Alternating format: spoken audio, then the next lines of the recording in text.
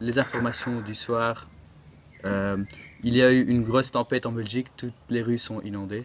Les pompiers ont déjà pompé de l'eau, mais il pleut encore toujours. Et encore, toujours. On ne sait pas quand ça va arrêter, mais il est possible que ça dure encore toute la nuit. Bonjour tout le monde, je me trouve à la grande place de Courtrai. On pense qu'il y a déjà 3 morts, mais il y a beaucoup de blessés. La situation est intenable. C'était Quentin Valke, live à Courtrai. Les nouvelles internationales, il y a eu un braquage de banque en Espagne, ils ont volé de l'argent pour 3 000 euros. J'ai mes reporters sur place, vous pouvez les voir. Les braqueurs de banque se sont fait attraper par les agents de police. Il y a du soleil et des touristes sur la plage. Personne n'est conscient de la situation. Des touristes. Bonjour, tout le monde en Espagne joue au foot, mais en Belgique, il y a Gand qui est devenu champion. Club Brugge est la 3e. À Gand, ils ont bu 30 000 litres de bière pour fêter leur titre. C'est le premier titre de Gand. Balaguem est le dernier. Ils sont vraiment pas bons. Ils dégradent en 2e classe. Tout le monde pensait que Club Brugge allait prendre le titre, mais Gand a quand même gagné. PSG est devenu champion, c'est une équipe formidable, elle est très forte. Le cycliste Richie Porte et de Sky, un favori du Tour d'Italie, a dû abandonner la course. Les médecins trouvaient qu'il souffrait trop, il a dû abandonner.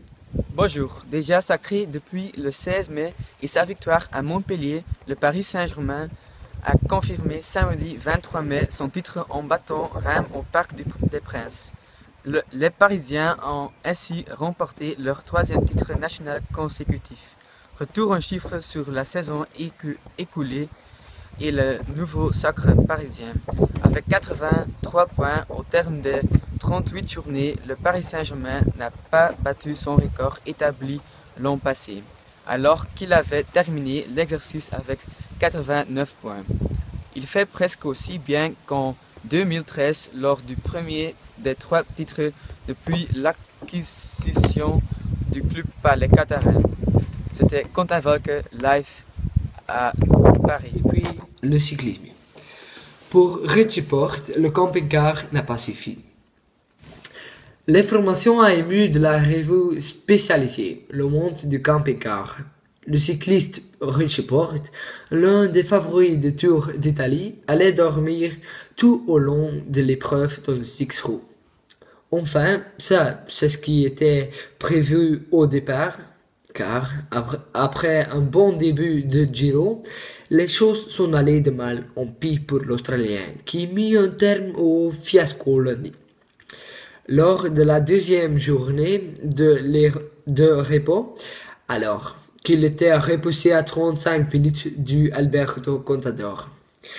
Un abandon recommandé par les médecins de l'équipe Sky, car Porte souffrait d'une chute survenue 3 jours plus tôt. Merci à vous de regarder le journal parlé de ce soir. Aujourd'hui, il y a eu beaucoup de pluie en Belgique. Il y a eu un braquage de banque en Espagne. PSG et Gand sont devenus champions. Richie Porte n'a pas eu aussi beaucoup de chance qu'au foot. À demain et merci.